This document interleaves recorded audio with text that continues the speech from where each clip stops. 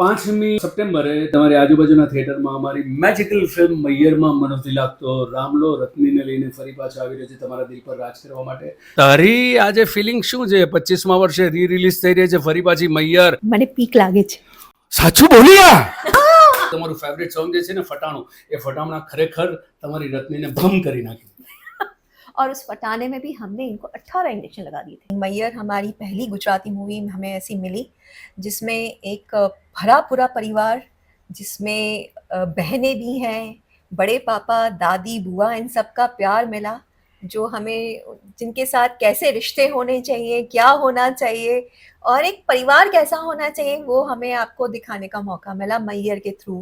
और आज भी हमें लोग बाग ये बोलते हैं कि रत्नी हमारे घर की रत्नी है, रामला हमारे घर का रामला है. तो ये सुन के आज हमें बहुत खुशी होती है. The well shot song of Gujarati cinema એટલી વિપરીત પરિસ્થિતિમાં શૂટ કર્યું છે કે આજના જનરેશનને ખ્યાલ પણ ના આવે કે એ વખતે અમારી પાસે વેનિટી નહોતી, અમારી પાસે 46-47ની ગરમીમાં માત્ર એક છત્રી હોય જેનાથી તમારી જાતને બચાવીને ત્યાર પછી આ પ્રકારનું ક્રિએશન તમારા હસ્તે થાય કે તમારા થકી થાય એનો આનંદ જ ખૂબ ઓર છે. આજે પણ સૌથી વધારે પોપ્યુલર સોંગ હોય તો એ ટાઇટલ સોંગ છે મૈયરનું. પણ આ ફિલ્મ રિલીઝ થયા પછી એટલા બધા કિસ્સા બન્યા હતા કે છોકરીઓએ પોતાની ભૂલ સ્વીકારીને કે છોકરાએ પોતાની ભૂલ સ્વીકારીને એ તૂટતા સંબંધને બચાવી લેવાના ઘણા બધા કિસ્સા બન્યા હતા.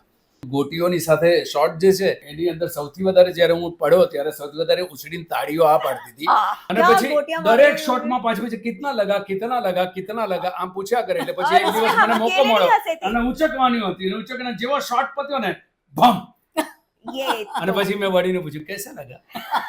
उसके बाद चाड़िया देव के टाइम थप्पड़ कैसा पड़ा.